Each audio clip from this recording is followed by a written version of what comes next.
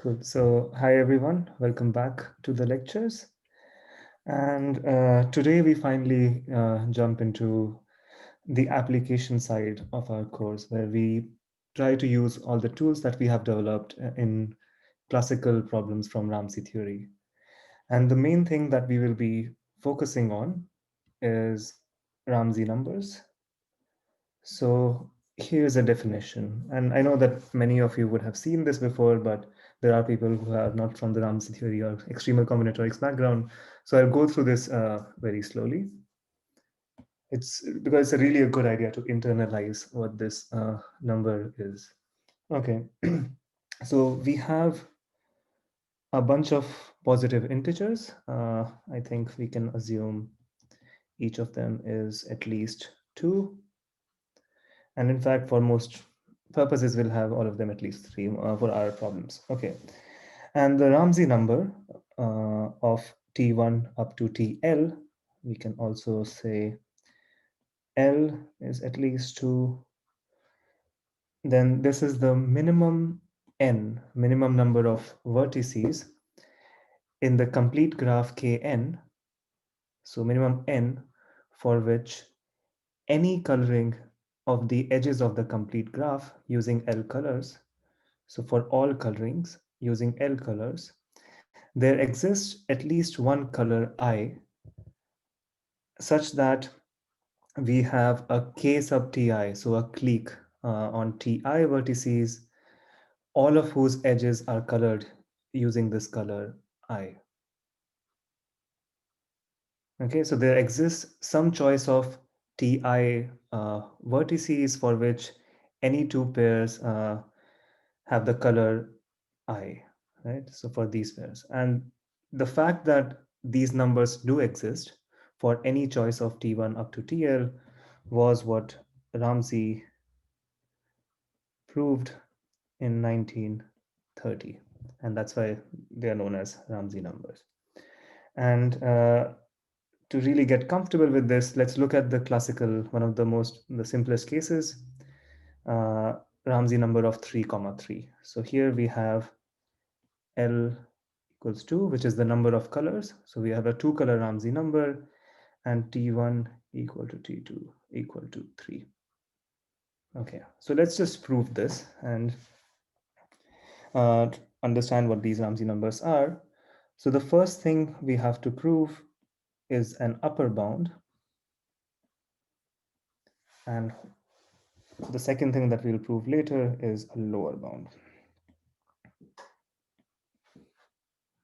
So for the upper bound, we have to show that in any edge coloring using 2 colors of K6, so say we have this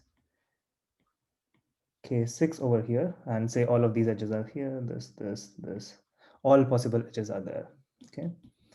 Now we have to show that in any 2 coloring, say red-blue coloring of K6, there exists a monochromatic triangle. There either exists a red K3 or a blue K3. And how do we prove this?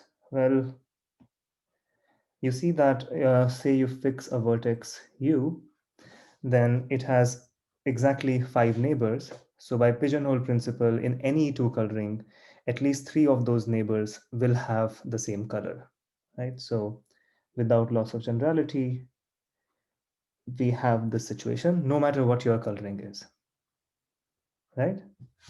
And then because now we have 3 vertices here,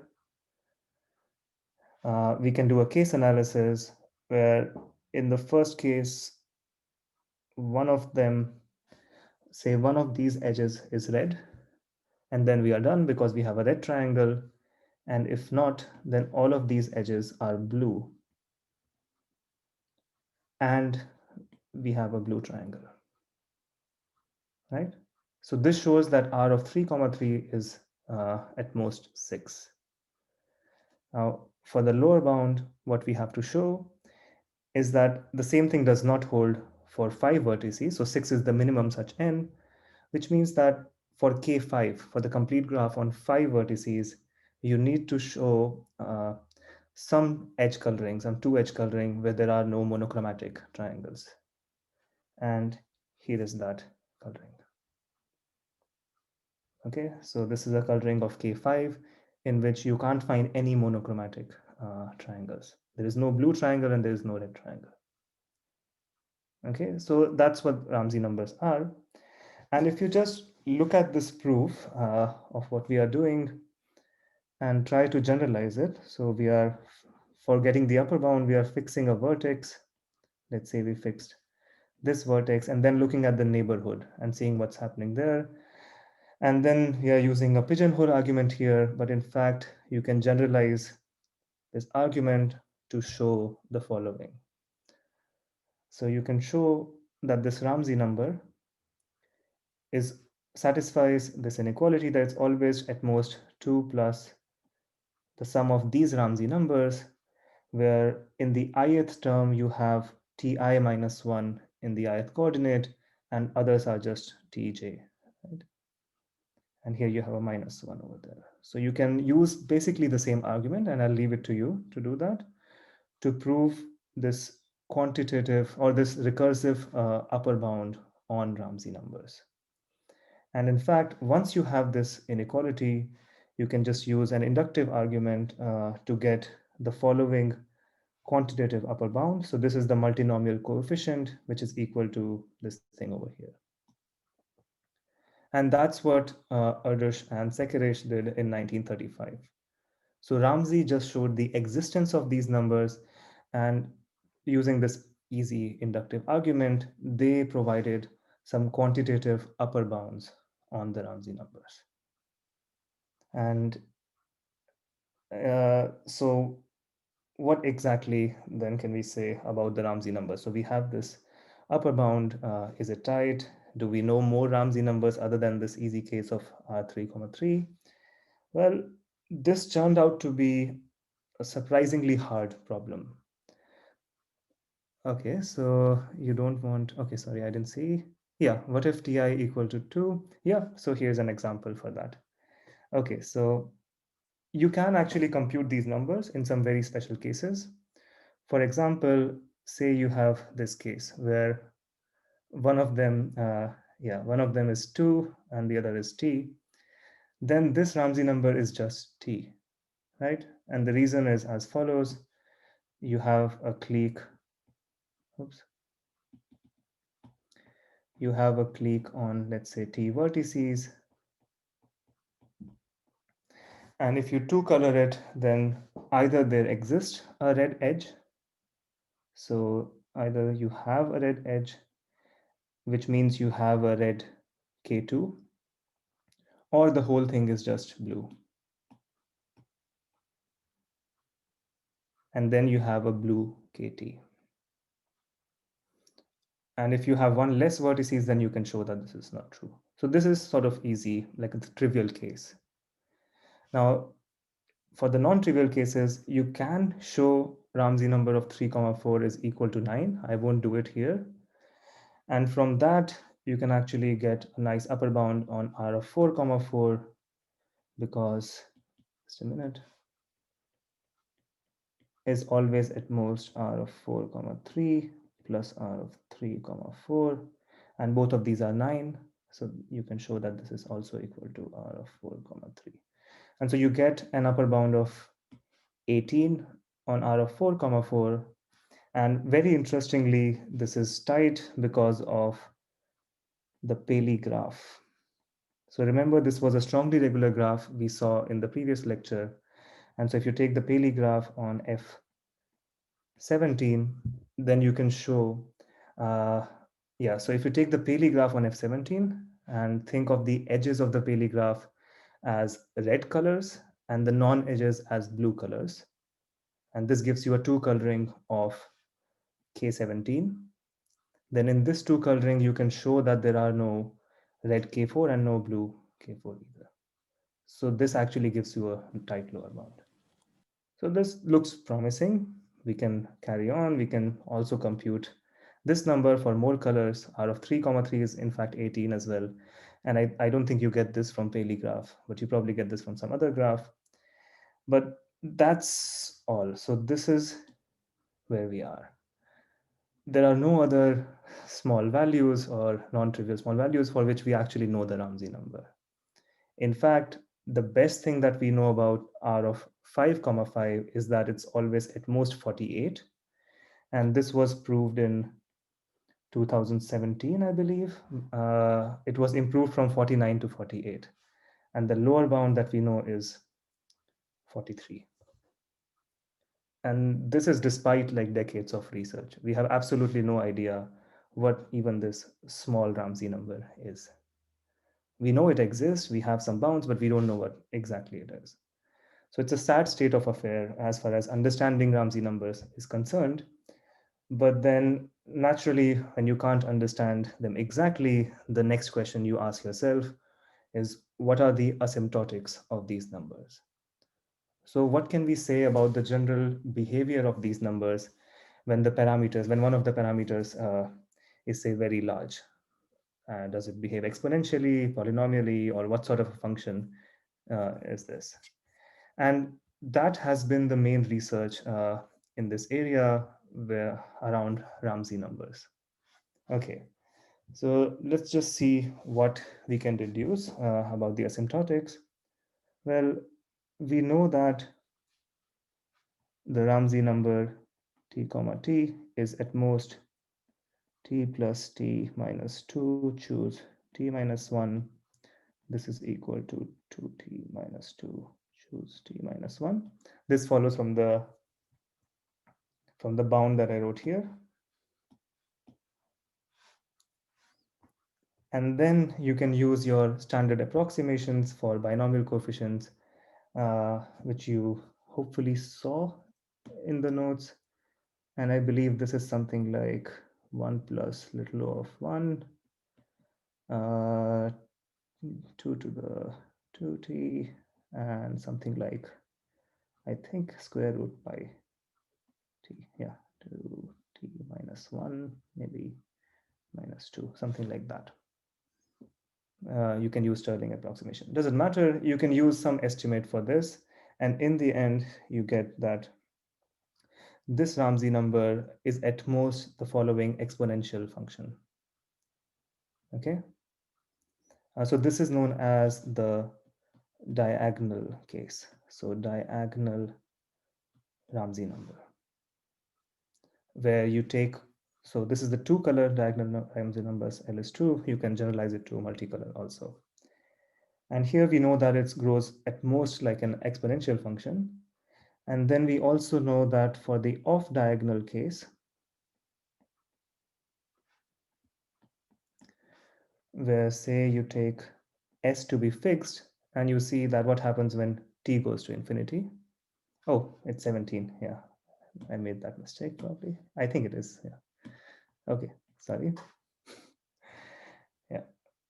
So in the other case, where you say fix one parameter and let t grow, then again, you get from the same sort of estimates that this is a polynomial function with exponent s minus 1, or it grows at most like a polynomial function with exponent s minus 1. Okay, you can do the same thing for multicolors and you get some other exponential function, L to the L raised to the power t minus little of t. So we know that these upper bounds are there for these Ramsey numbers, but what about the lower bounds? And this is where things get hard. And actually, I should probably, before doing that, I should tell you that there have been improvements in this upper bound, most recently by Ashwin Sa, I think a few months back. Oops. There have been improvements, but all of those improvements are in this factor. So they have not been exponential improvements. The base is still 4 to the t. This thing has been improved to some super polynomial function, and people kept improving this, but still it's essentially it's this thing. And even those were really hard. Now here it's the same situation. All the improvements have been of the following form, that you can prove this upper bound to the power some s something. Yeah, something. So again, this is the main thing. We haven't been able to improve this exponent s minus 1. Okay. All right. So those are the upper bounds. What about lower bounds? What are the best lower bounds that we can prove asymptotically? Yeah, thanks for the reference, Yusuf. And this is where we will introduce the so-called probabilistic method. In fact, this problem on Ramsey numbers on determining their asymptotics was very essential in the development of this area known as probabilistic method.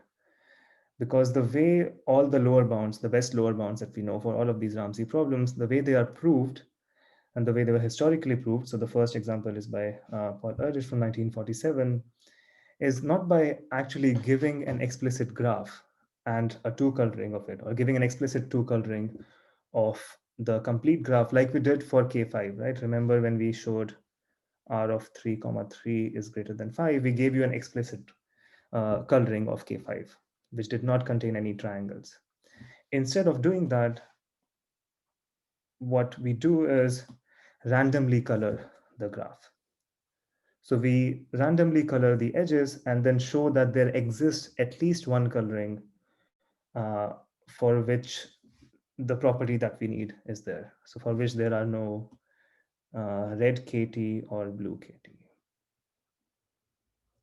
Okay, so what we do is, okay, so color the edges of Kn independently and uniformly at random, which means that if you have two vertices, then with probability half, this will be colored blue, and with probability half, this will be colored red. And you do this for all pairs. Okay. And then you show that the probability of it having no red KT or blue KT is positive, which means that there must exist at least one coloring for which this happens. That's the idea. And how do we show that? Well, here's one way of doing it. Let X be the number of monochromatic KTs. So we are randomly coloring the edges. Let's define this random variable X, which just counts the number of monochromatic cliques of size T. Then you can see that X is just equal to sum of Xi, I equal to 1 to n choose T, where Xi is 1 if the ith subset is monochromatic and 0 otherwise. So we can write this random variable as a sum of binomial random variables. We just go to each subset, the ith subset, T element subset of these n vertices, and ask whether it's monochromatic or not. If it's monochromatic, then Xi is 1. If not, then it's 0. Okay. And why am I doing this? Because then we can use the linearity of expectation, which tells us that the following is true,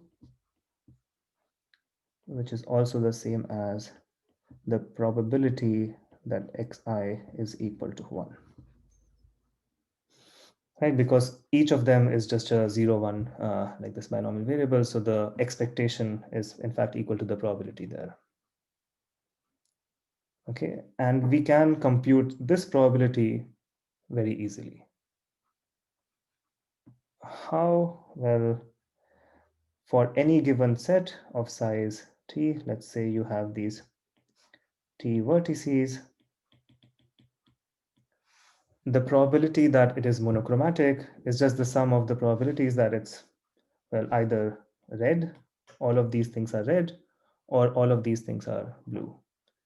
So what's the probability? It's just half to the power t choose 2, sorry, plus half to the power t choose 2. Right? You just, because each edge is being colored red with probability half, and these are independent events.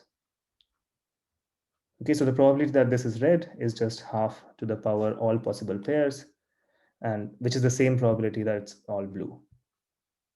Is that clear? Okay, so because of this, you can just write down now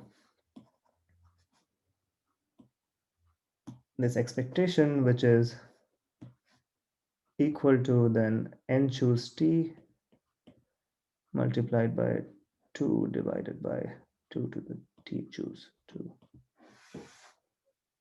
Okay, and this is less than equal to, you can do some estimation, t factorial 2 to the 1 minus t times t minus 1 over 2.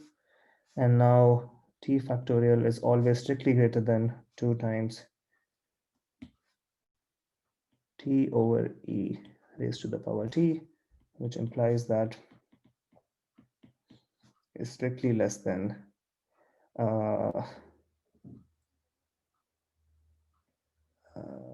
n to the t, and then you have e over t raised to the power t and 2 to the minus t choose 2. Okay, you just plug this in, and now here is the main, like okay, x is binomial, Bernoulli, oh sorry, yeah, my bad. Okay, so these are Bernoulli variables here. Okay, now if you just plug in this value of n, so this is chosen in such a way that this number becomes 1. So for n equal to whatever that was, so t divided by square root 2e, square root 2 to the t, this expectation is less than 1, right? And because of this, you can conclude there exists a coloring with no monochromatic kt. And the reason for that is just understanding what this expectation was. You can write this as, the definition is the probability that x is equal to I, and this is the same as the sum ni divided by, so let me explain what I'm writing here. This is the number of colorings which have exactly I monochromatic KTs, and this is the total number of colorings. And now if this number is less than 1, then one of them has to be 0. There has to be at least some coloring where this ni is 0. Right? You can't have all of these ni's at least 1. Okay, so it was slightly I made it more complicated than it should be. Probably when you have seen this proof for the first time, you just take the union bound of probabilities, but it's good to have this sort of an argument in mind as well.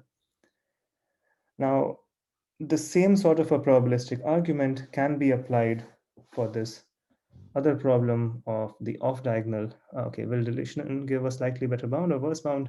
It might give the same bound, I think. I'm not sure. Maybe some people like Yosef or Patrick, or there are too many experts here who can just say something here.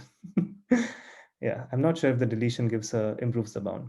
There has been an improvement in this bound by a factor of 2. And I believe that was by using the local lemma, if I'm not wrong. People in the chat can keep correcting me. Yes, okay. And I'm not sure if deletion just gives, oh, deletion improves by square root 2. Oh, thanks. It's good to have you in the chat as well. Okay, and deletion, I guess, improves it then. I haven't checked. Cool, yeah. Okay, and the same sort of a probabilistic argument can be used for the off-diagonal Ramsey number as well. It's slightly more complicated. So here, so here what we do is we color this with red. So we color an edge red with probability P, and we color an edge blue with probability 1 minus P. And this P is a function of N that we choose carefully.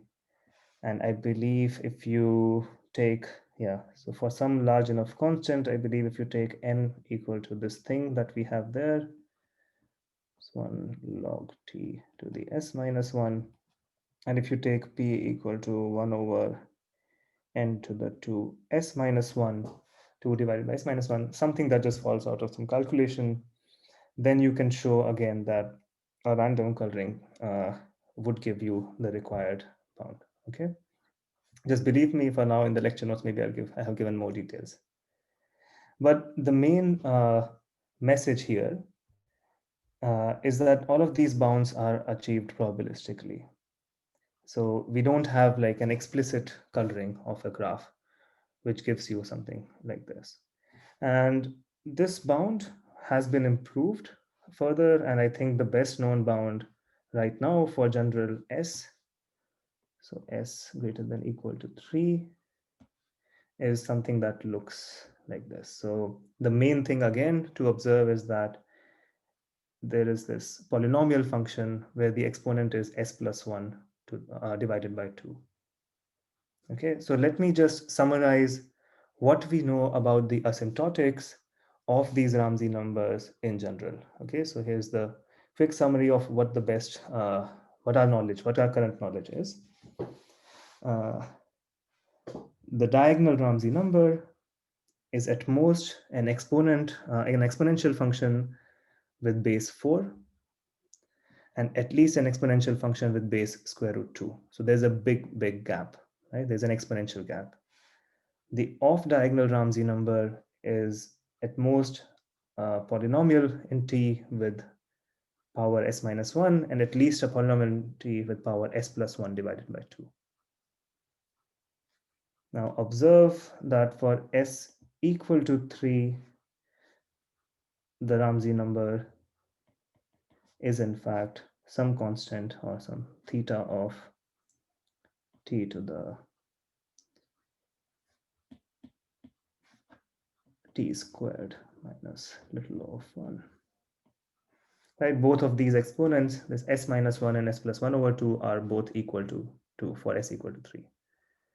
And in fact, in this very special case, we know a lot more about the Ramsey number. We know it up to, here again, people can correct me. I think we know that this is, in fact, somewhere between T squared over log T and maybe 1 by 4 T squared over log T and some smaller order terms. So some smaller order terms, but there's a factor of 4, I believe, or maybe a factor of 2 or 4. Okay, I remember these things well. Cool. So we do know a lot more, and this took like years and years of work using very technical probabilistic arguments to actually achieve all of this, what we currently know about these Ramsey numbers. But that said, we really don't know anything else. And the reason why I'm getting into this is because until recently, I believe we had no idea or no hope as to improve any of these bounds. We didn't really even know what more we could do because from what I understand, the probabilistic approach had been, the purely probabilistic approach has been extensively researched, and we really had pushed the limits of it. So we knew that we can't improve it using a purely probabilistic approach. Or at least the methods were to their extreme. But then something changed 2 years back, and it was the work of, let's just write it here. Wait.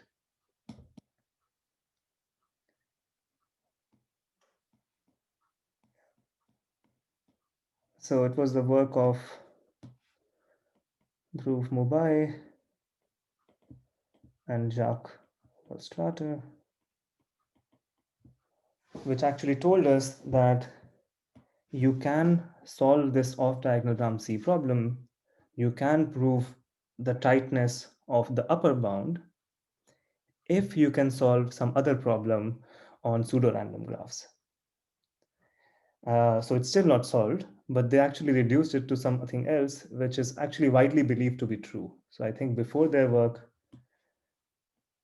at least there didn't seem to be, we really didn't have an idea of what should be the truth, but now maybe we think that the upper bound is the truth. And even more recently, there was a work of David Conlon and Asaf Ferber, and also some improvements later by Yuval Vigderson, who I hope is in the chat as well. This is 2020, where they managed to improve the lower bounds, not for this diagonal Ramsey numbers, but for R of t comma L with L at least 3. So with the L color diagonal Ramsey numbers, where the number of colors is at least 3, they actually managed to improve the purely probabilistic or inductive sort of lower bounds. Yeah, awesome. The references are here. Thanks, Yosef. Yeah, so is the truth as in asymptotically. So there should be a lower bound where of the same form, but here this s plus 1 over 2 should be improved to s minus 1. So the constants don't have to be the same here, sorry. So the truth in a very asymptotic sense, because now we don't even know, yeah, exactly. Now we don't even know what sort of a polynomial function this is. Okay, and maybe you can put a paper of Yuval as well, because that's really nice. All right, and the reason why I got interested in Ramsey numbers is in fact because of these sort of results, because both of them are related to finite geometry. And in fact, we will see, so we'll slowly build towards the result. We will see that finite geometry could be an answer here in Ramsey numbers. To actually prove or improve these lower bounds, you can use some finite geometry. Okay, and that's where the whole idea of this course also came about, to actually improve these Ramsey numbers using finite geometry. Okay, any questions so far? Because now we move into some finite geometry. Yeah. I'll take a quick pause. You can also unmute yourself if you have some questions or remarks.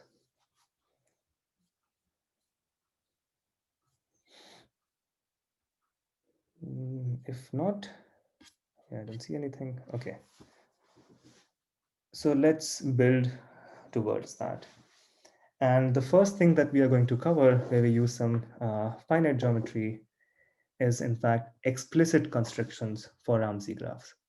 So recall that all the best known lower bounds we have so far are using probabilistic construction, where we don't really know what the two coloring is, right? We just know that it exists. Now, as far as explicit constructions are concerned, we don't really know that much. We are a bit farther from the probabilistic lower bound, but still it's very interesting to see what sort of explicit constructions we have. And in fact, these are also big open problems to provide the best possible explicit constructions. And let's start with this special case where S is 3 and T is arbitrary. And then the best known explicit construction is of the form T to the 3 over 2. So this lower bound of, recall that the truth is, recall that we do know that this Ramsey number is in fact t squared divided by log t. So there's a gap between these two functions, right? Here it's 2 and there it's 1.5. Yeah. And this is the best construction that we know. And I'll actually just give you these best constructions. In fact, I'll give you two possible constructions for this bound. And originally, the first construction that gave you something like this was by Alon in 1994, which I won't cover. But then later on, there were many other constructions achieving the same bound, which actually rely more and more on finite geometry, and those I will describe to you. And what's really interesting, and we'll hopefully see the details after the break. I think it's good to start after the break, all these constructions. But what would be really interesting is that the second construction, so the first construction we will cover is by, okay, I'll mention that later. The first construction actually uses projective planes, generalized quadrangles that we defined before. And what's really cool about the second construction is that I will use it later to give you a lower bound that is in fact very close to the truth.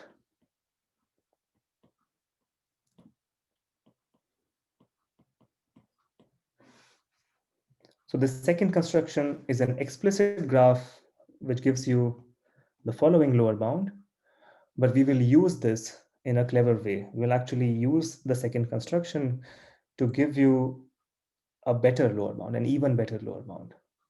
And this won't be completely explicit. It will be somewhat, it will be random. So we will start from an explicit construction and do some random things to it. And that's when we'll get there. So you will actually see a lower bound of R of 3 comma t, which is very close to the truth, right? And both of them are based on finite geometry. So that's the aim. And I think, yeah, even though it's not the correct time, it's probably a good idea to take a break now. We'll take a 15-minute break. And then in the next half, we'll see both of these constructions and prove all of these properties. But maybe just before the break, because I will repeat this, but I can just say it now so that you can think about this. It's good to have the following equivalent formulation of the Ramsey number. So whenever you're thinking of Ramsey numbers, especially whenever you're thinking of two-color Ramsey numbers, it's good to have this equivalent formulation, which says that R of s comma t is the smallest n for which there exists a ks-free graph. So a graph without any clique of size s on n vertices such that the independence number of this graph is at least t. No, not there exists, sorry. I was completely wrong in what I said. That's for the lower bound, yeah. Okay, sorry. Yeah, thanks, Yosef. Okay, so it's the smallest n for which for all ks-free graphs on n vertices, the independence number is at least t. And the reason why this is equivalent is because you can take the edges of G as the red color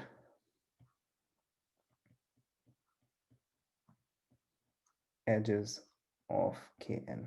So the edges of G are the red colored edges of Kn, and the non-edges are the blue colored edges, right?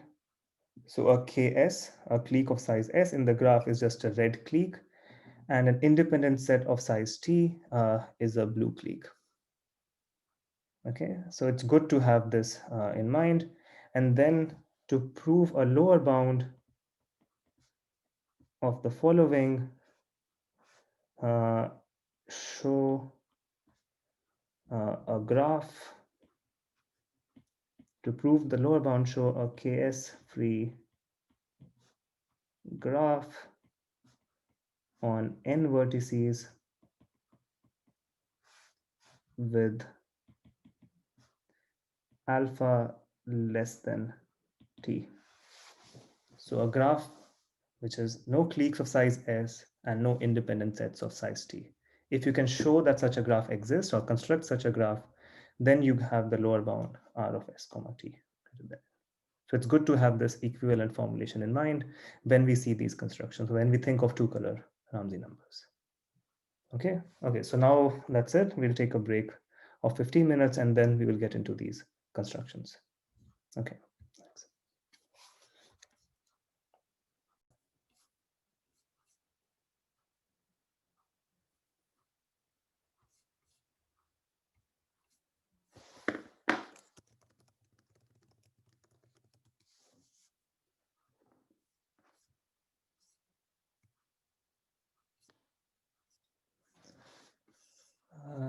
Yeah, maybe now I can. Okay, so I hope everyone is back. Yeah. All right. Let's start now. Have you started recording? Maybe. Yeah. Okay.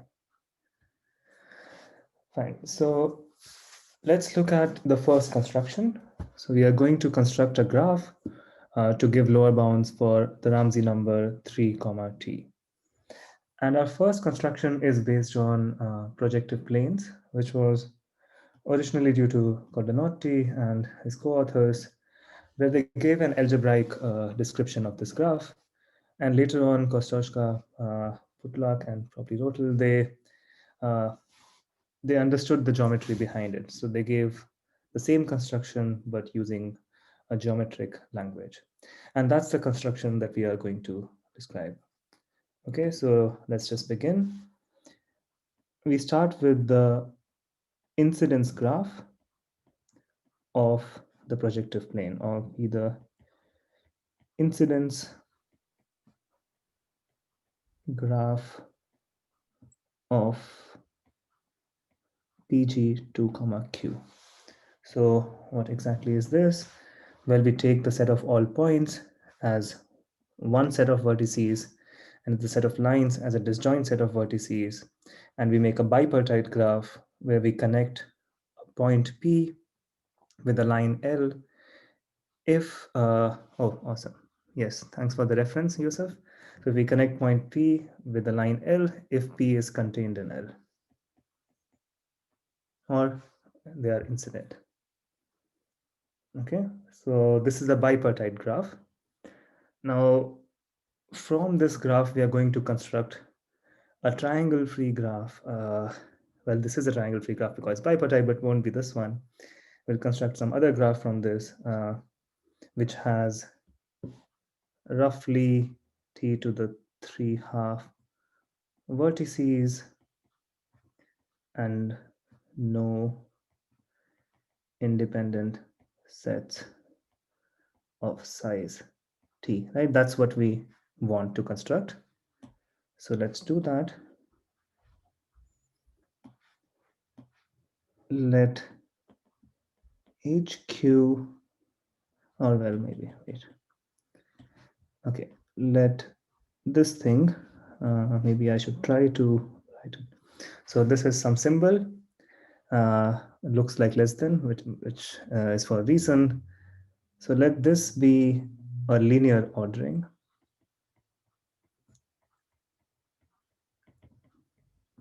of the edges of GQ. So you just identify one edge as the first one, then the second one, and so on. You just write them in a linear order. Okay.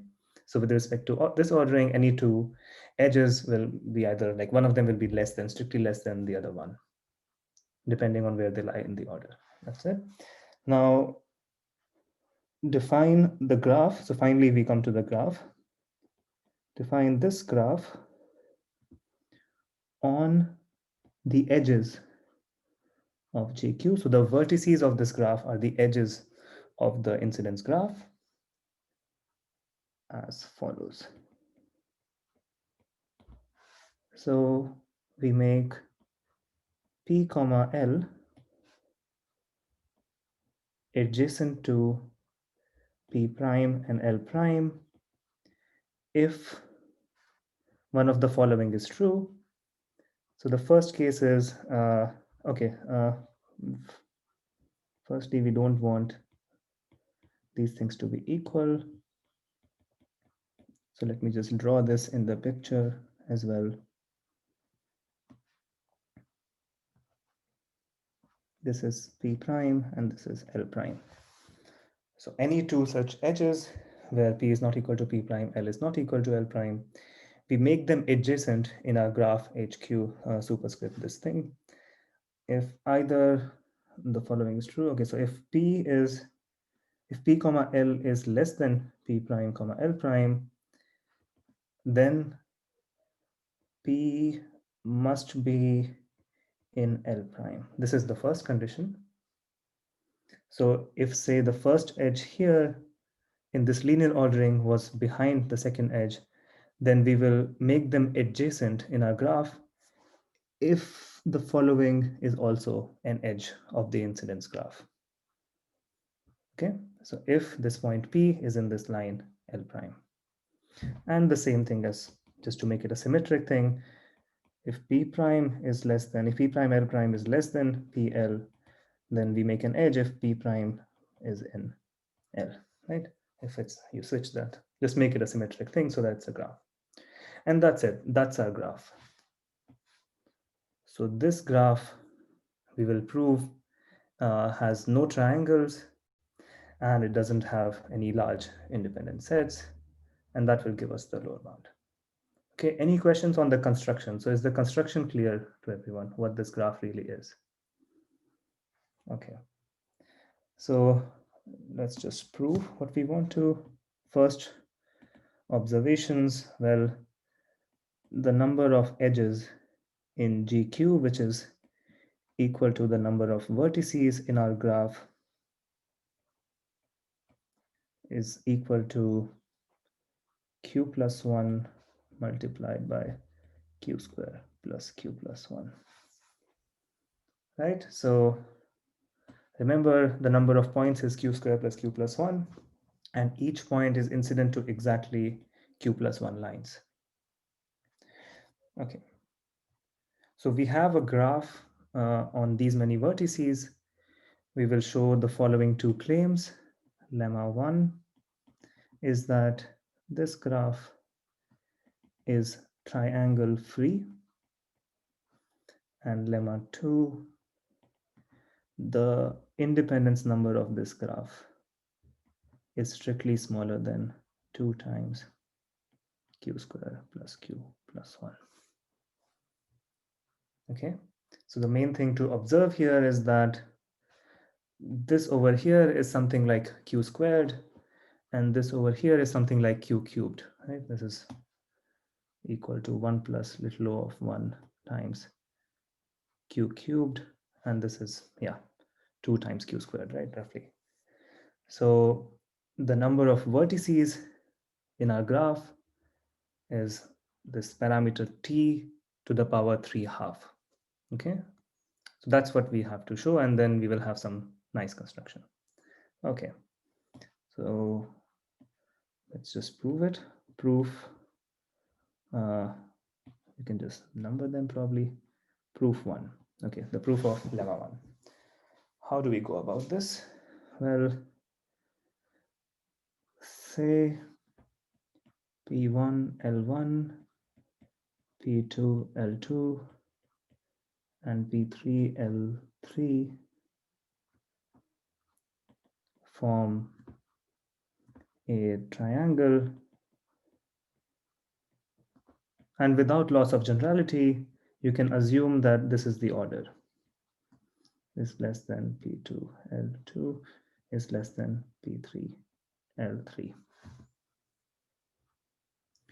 And then you can just maybe draw this here. So we have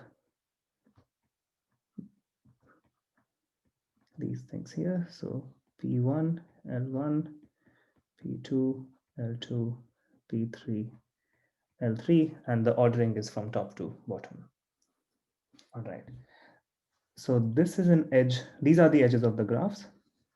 But because it's a triangle, so because these are adjacent, pairwise adjacent to each other, this is an edge, this is an edge, and this is an edge. Right? And now we have a contradiction. Such a thing is not possible because if you look at P1 and P2, then through P1 and P2, we have the line L2 because these two are the edges, but we also have the line L3. So this implies P1, P2 are contained in both L2 and L3. But in a projective plane, through any 2 points, there is a unique line. So that's a contradiction. That's it, a very simple proof of the fact that this graph is indeed triangle free. Okay, any questions on that? You can unmute yourself also. Let's hope everything is clear. Okay, all good. So this was easy. What about the second lemma? And that's also surprisingly very easy. So it uses C4 freeness. Indeed, that's a very good point. And you can just start with any other C4 free graph with these sort of parameters. But as if you should be aware of Turan's theorem, and then it will tell you that these are in fact extremal C4 free bipartite graphs. You could have started with any other. Why is L2 different from L3? So yeah, this was our assumption when we were defining the graph. When we were defining these graphs, we said that these two vertices are adjacent only when P1 is not equal to P2 and L1 is not equal to L2. So we were defining adjacency only in these pairs of edges. Yeah. So this was in our definition here when we defined HQ, right? This thing here. But yeah, good point. Okay, so we have a triangle-free graph. That's good. We want to show that the independence number is at most this thing. And a quick observation, this is equal to the number of vertices of GQ. Oh, I shouldn't use the term GQ here. Okay, it's fine. That was a bad notation. Yeah. So this is the number of vertices here, right? Because number of points plus number of lines is equal to twice Q square plus Q plus 1. Okay, so that we'll use that observation to give the proof of the second lemma. Say there exists an independent set of size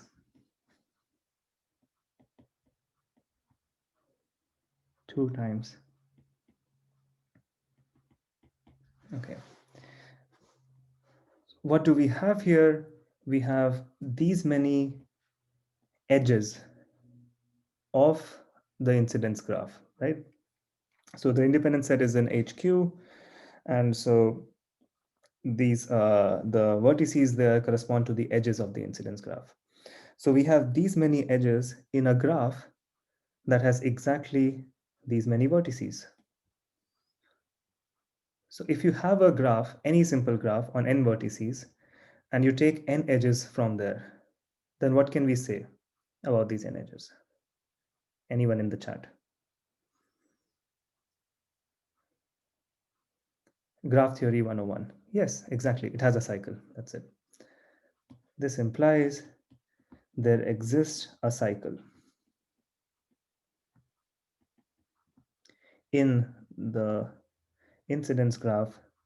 Yeah, there exists a cycle in GQ consisting of these things. So we can just write them. There exists a cycle, and we can write that cycle as here. So it starts at P0, then goes to L0, then goes to P1, then goes to L1, and so on.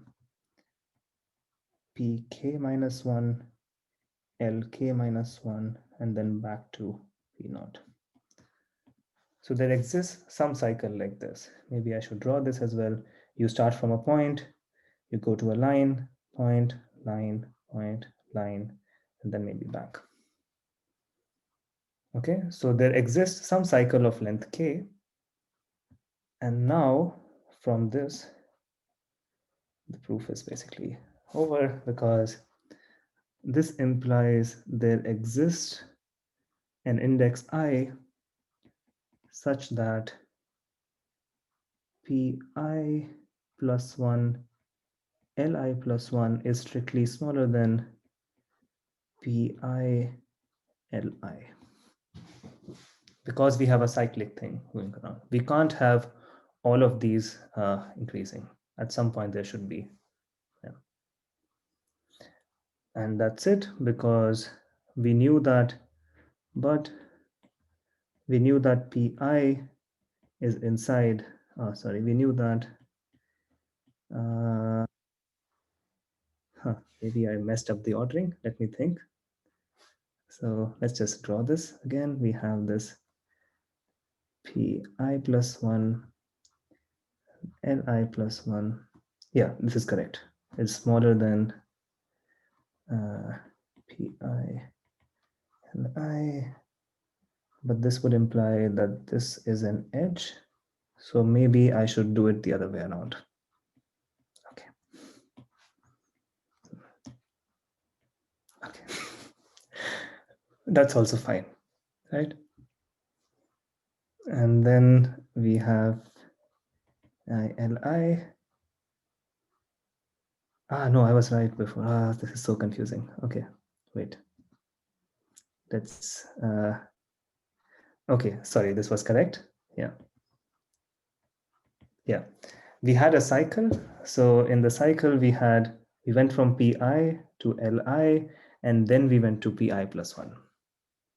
Right? That's how we had our cycle here. P0, L0, P1, L1, and so on. This was the ordering. Okay, so all good. Right? But then this thing is a contradiction because we started with an independent set. This implies that pi plus 1. So this implies that pi plus 1 li plus 1, comma, pi li. This is an edge of HQ. But that's a contradiction. We started with an independent set. Is that clear? Okay, so the independence number is in fact strictly smaller than this thing here. And that's it. So very cute construction. And in fact, so we are done. Therefore, the Ramsey number of 3 and 2 q square plus q plus 1 is at least q plus 1 or strictly bigger than.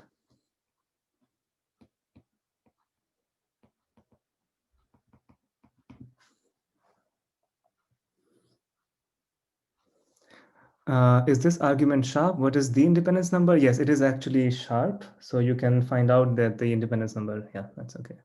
Does taking a random linear order help? I'm not sure if a random linear order really helps here. If you can give me a random linear order, if you can find a linear order in which this graph is actually very nice, and by nice I mean it's pseudo-random, which we will come to just in the next construction, then that will be really interesting. I think Jacques Westrate was also asking about that at some conference, if I remember correctly. But yeah, I think the argument is sharp because, yeah, you can find such independent sets. It just corresponds to taking a spanning tree. Wait, yeah. No, wait. Take a spanning tree with the linear order like that. So a special kind, yeah, I'll have to think about that. It might depend on the ordering. That's a good question. Okay, so then for both of these questions of Wojtek and Abhishek, let's think about that. It could be a good question for the open problem session as well. Yeah, maybe it's trivial. Maybe I'm just like getting confused for no reason, but yeah, if you can actually improve the independence number by taking some special ordering, then that will be nice. Yeah. Nice. Okay. Any other questions or remarks here? I'm leaving out some details which might bother some people who are not familiar with extremal combinatorics, as it used to bother me quite a lot.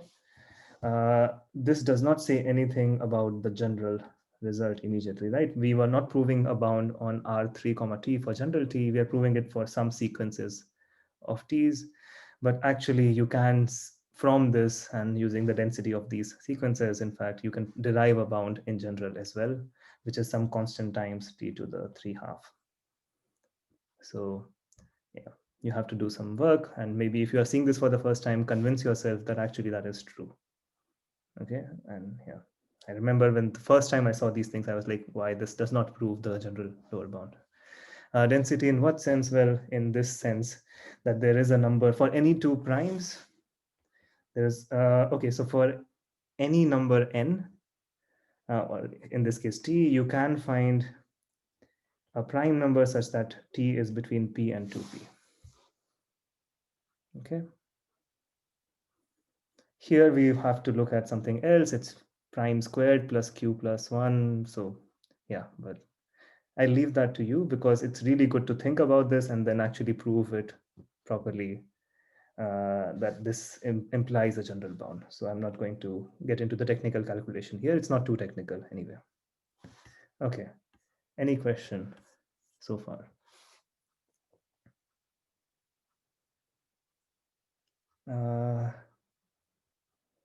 If not, let's move on to the next construction, which is going to be way more complicated. So this was very easy, right? The triangle-free proof was just finding the construction, of course, is hard. But once you have the construction, proving these things was very, very straightforward. Right? It required very basic graph theory stuff. The second construction is going to be more challenging, but the rewards are also going to be quite high because this construction is in fact a pseudo-random triangle-free graph. And those will be quite useful, as we will see maybe towards the end of the lecture and also in the next lecture. Okay, so let me describe the second construction. It's by Swastik Koperty, and you can't find this in any research paper. It's on his website in one of the lecture notes from 2011. So this was not something that is so well known. I heard about it from Noga, who probably saw it somewhere, and then I wrote about this and tried to popularize this as well, because many people in extremal combinatorics are or were not aware of this construction. Okay, but if you look at this construction from the lens of a finite geometer, you'll immediately recognize the following idea behind this construction. So it uses generalized quadrangles. Of course, Swastik doesn't say anything like generalized quadrangles, but yeah, there are generalized quadrangles lying at the background of this construction. So yeah, so it's good that now from this point on, you would know that this construction involves generalized quadrangles. Okay, so here's the idea. Let G be the collinearity graph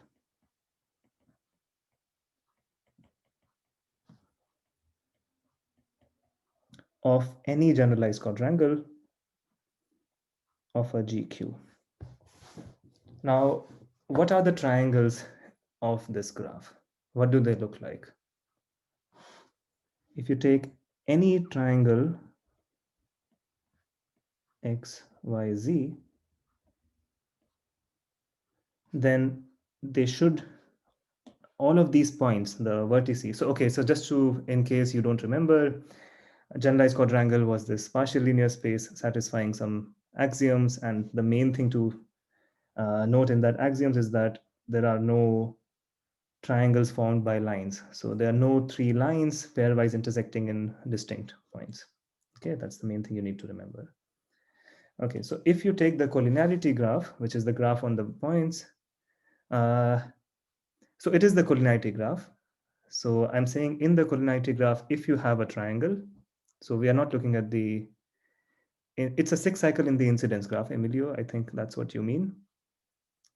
But if you have a triangle, then the main thing to observe is that all of these 3 points have to lie on a line in the geometry. That's the only way you can get triangles in the collinearity graph of a generalized quadrangle. Okay, so we know the structure, like we know what the triangles look like. So say the GQ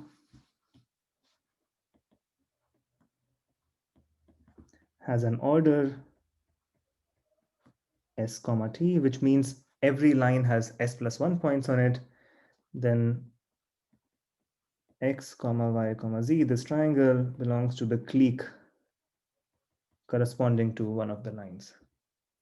So the collinearity graph looks like a bunch of cliques meeting each other in various ways, but no three cliques meet each other in pairwise distinct points. So these are the maximal cliques of the collinearity graph. So this is how all the triangles look like. Now, this is not a triangle-free graph, but if somehow magically we can destroy all of these triangles, we can somehow modify this graph so that there are no triangles, then we have a triangle graph, but that modification should not change the independence number of the GQ by too much. And before actually getting into that, let me just recall that a GQ of order q comma q has roughly q cubed vertices, and its independence number, and the independence number is roughly q squared.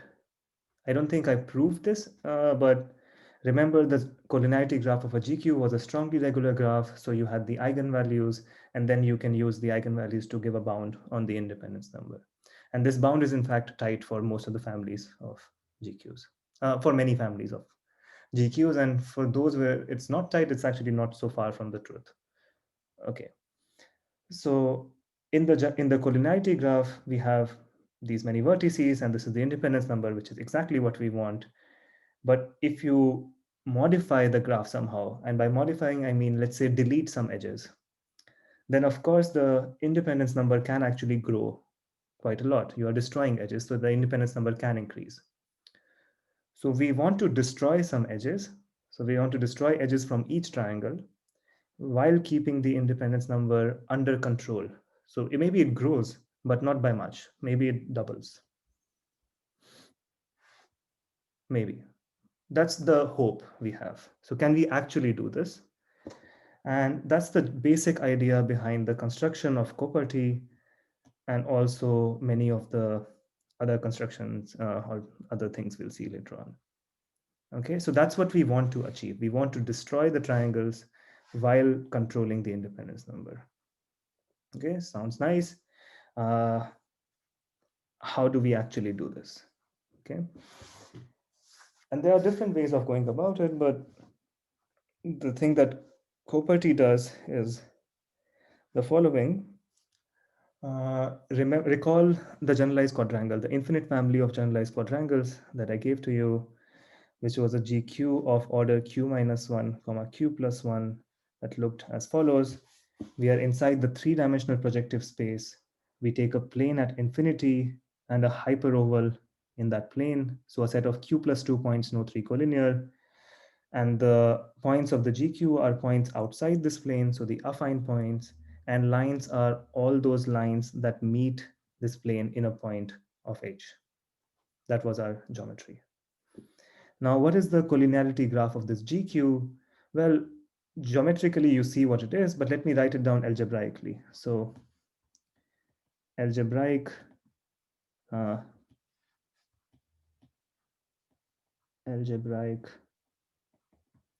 description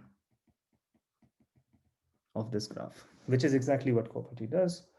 So let the hyperoval be the following.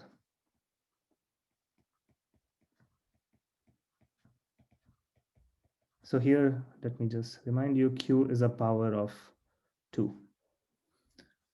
So let the hyperoval be, oops, the following.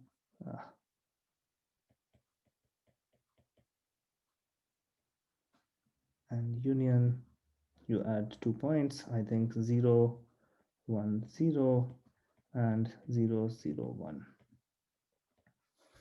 Okay. Then the affine point x, y, z. So I'm defining this plane as x 0, x not equal to 0, let's say. And maybe then I should write the coordinates in a different way.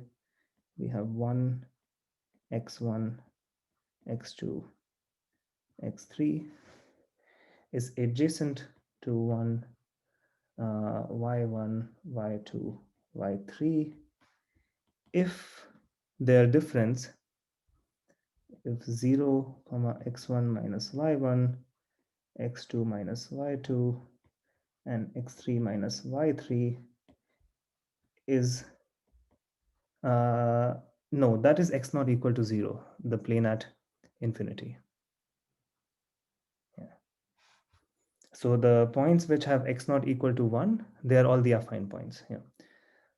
If this is a scalar multiple of some point, so if this is equal to 1 lambda square, or something like this, 0 a 0, or 0 a for some non-zero a.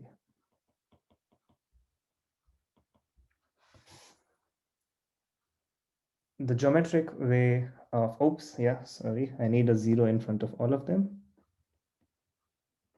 Yeah, 4 coordinates, yeah, thanks. So the geometric thing that maybe you can keep in mind is that if you take 2 points, and then you can imagine this as the 3D world where the direction of the line has to lie in this particular set of directions. So the direction has to be a point of the hyperbola. That's the idea. So you take the difference of these two vectors, that's the direction. Okay. So this is my collinearity graph. Now I'm going to, yeah, this looks a bit ugly because we have these cases, this one, or this one. So I'm just going to get rid of some of these cases, and I'm going to look at the following subgraph of the collinearity graph. Okay, so instead of writing it, remove all of these points, 0, 0, 1, 0, and from the hyperoval, from the set of these directions. So remove these 3 points. Let's say they are here. And so you're not considering now any line which passes through these points. So you have a subgeometry of a generalized quadrangle, which is still okay. It still has roughly the same number of lines and the same number of points. You're destroying some very lower order term of lines. But now if you do that, then you have the following graph. So now the vertex set again is 1, let's say x1, x2, x3, xi is an fq, and you have 1, x1, x2, x3 adjacent to 1, y1, y2, y3 if 0, x1 minus x2.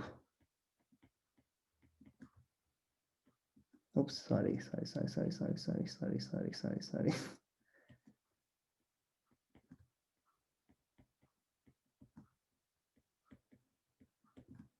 Is equal to a times 0, 1 lambda square for some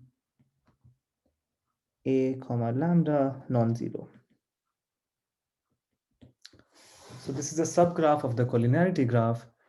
And now what I'll do is I'll make, so there are these cliques. So each line corresponds to a clique in the collinearity graph. I'm going to destroy half of the edges of that clique and turn that into a bipartite graph. I'm going to make it a complete bipartite graph on roughly equal number of points. So I'm somehow going to partition the number of the points here and only consider those collinearities that go across.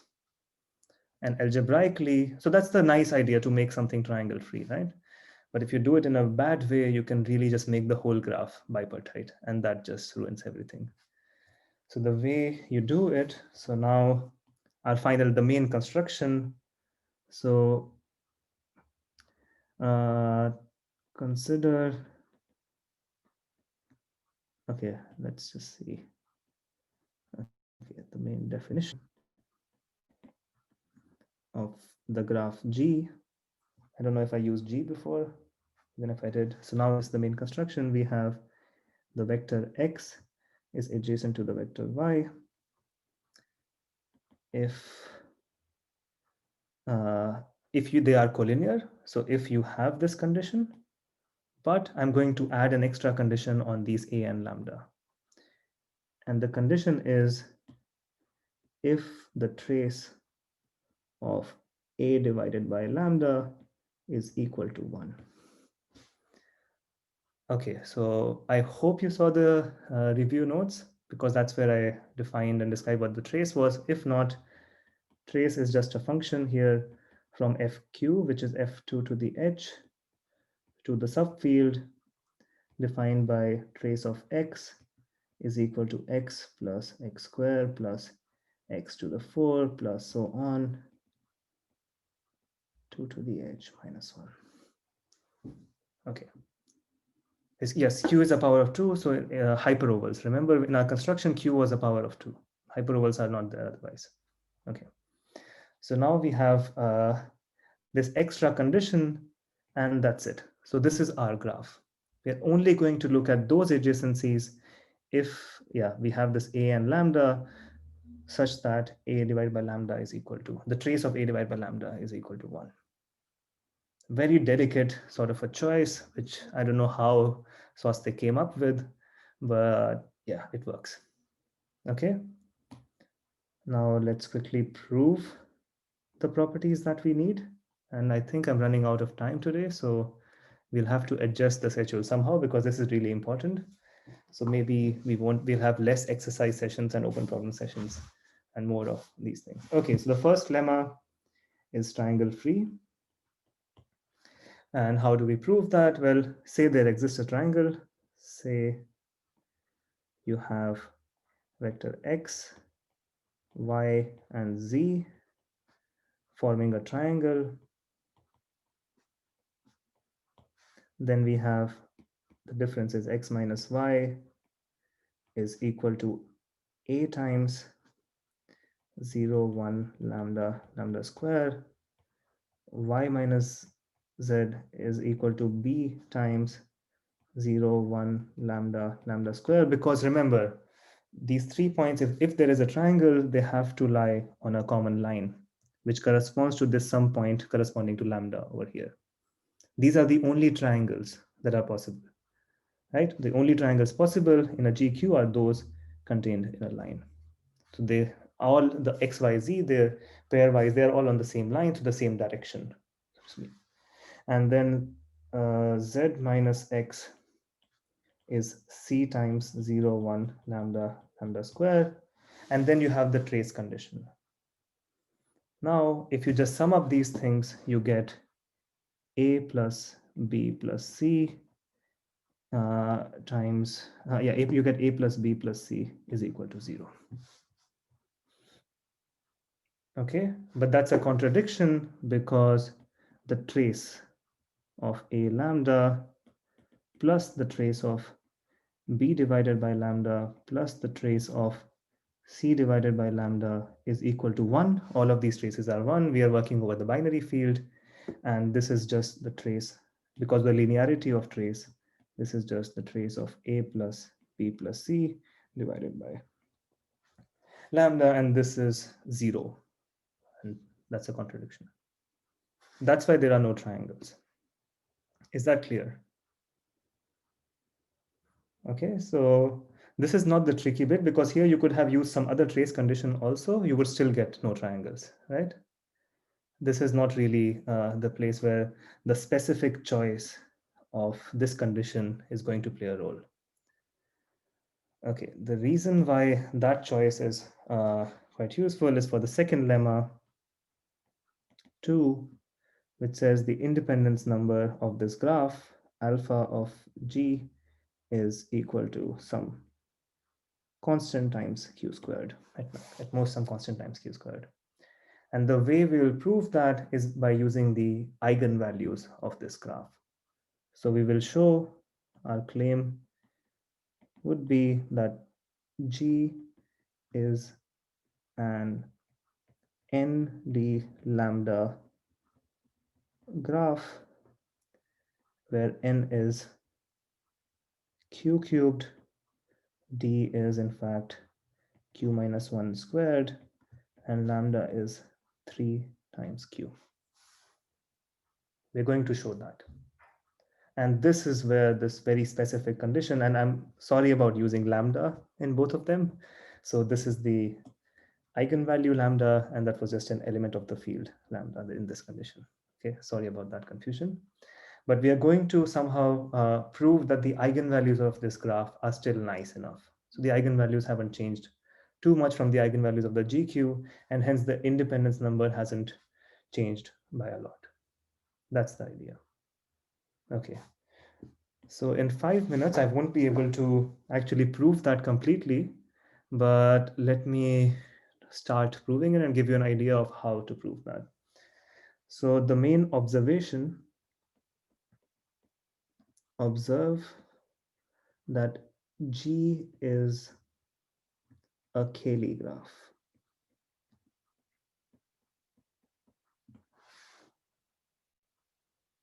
So the way we algebraically defined this graph G, it's a Cayley graph. And what's a Cayley graph? So the Cayley graph of any group, I'm using G again. So the Cayley graph of gamma, comma S, where this is an abelian group,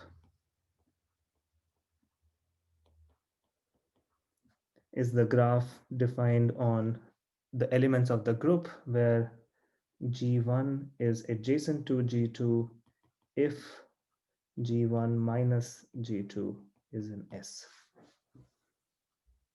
So here we have the group, which is just the vector addition. So for us, in our case, the graph is in fact, okay, our graph is Cayley of this group FQ cubed, comma plus the addition, comma the set S, where S is simply the following set. Our graph is isomorphic to, in fact,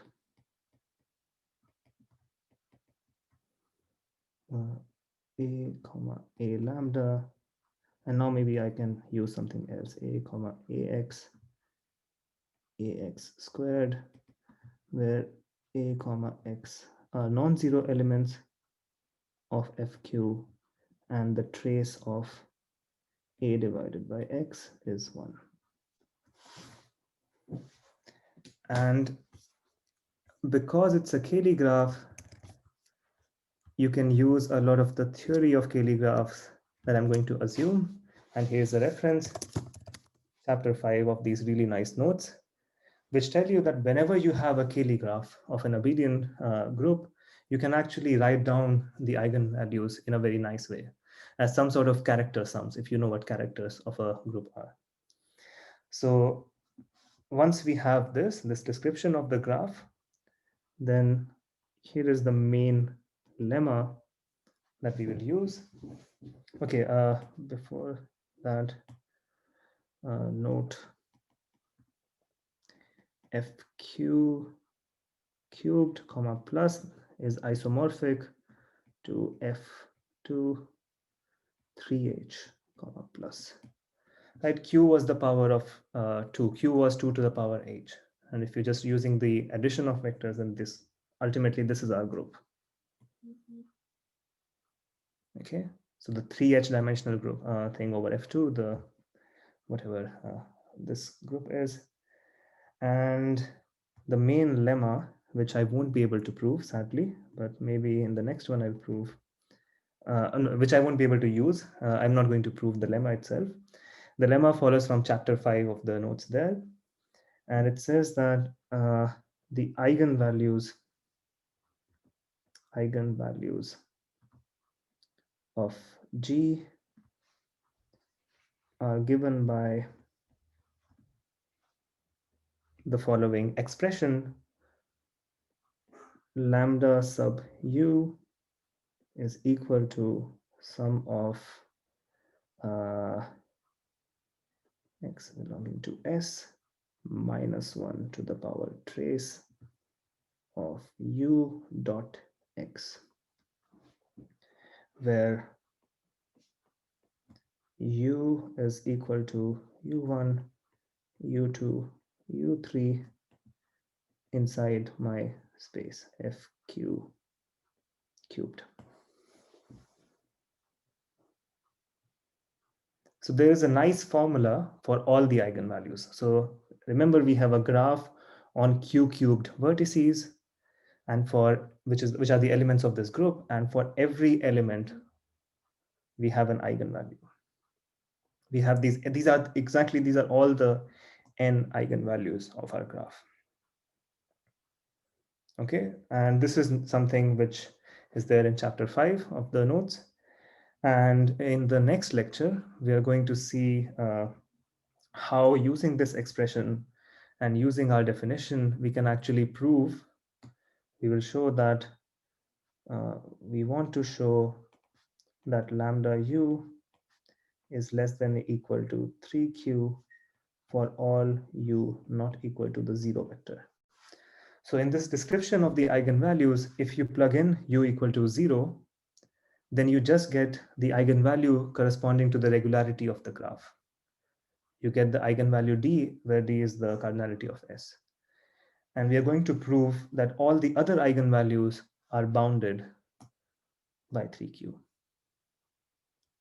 Okay, so this will show that it's an ND lambda graph. So that's what we'll do in the next lecture, because I think I'm out of time. And so I will end this here, and please let me know if you have any questions. Yeah. Thank you.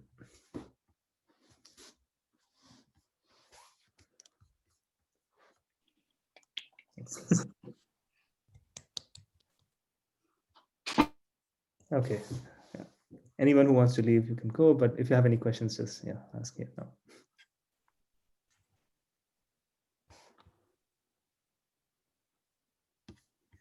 So I have a lecture about I have a question about the previous construction. Yeah, sure. So it's not even clear how many edges are there in that graph, right? Yeah, it's not clear. That's very interesting. Yeah, exactly. Yes. I think that graph needs to be explored more. I think in Delaware, when we went to that conference, right, where Jacques was also there, he asked me, he told me that we should probably look into this graph, but I never properly did. So it's interesting, how that graph. Is it known if it's pseudo-random? No, it's not known. As in, we don't even know what the regularity is, right? What the number of edges are. Depends on the linear ordering, and also, right. Not even clear if it's a regular graph. And it's probably not a regular graph in general, Yeah, it's a very strange looking graph.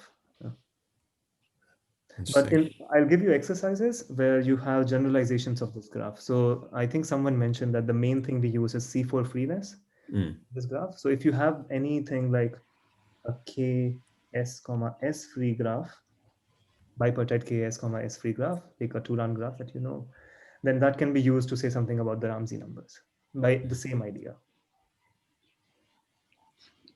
So this idea of taking this linear ordering and defining this graph is quite useful. And that's there in the paper that Yusuf also linked to. But it's nice to, I think about, it's a good idea to think about this graph. Yes. Yeah, any other questions, remarks?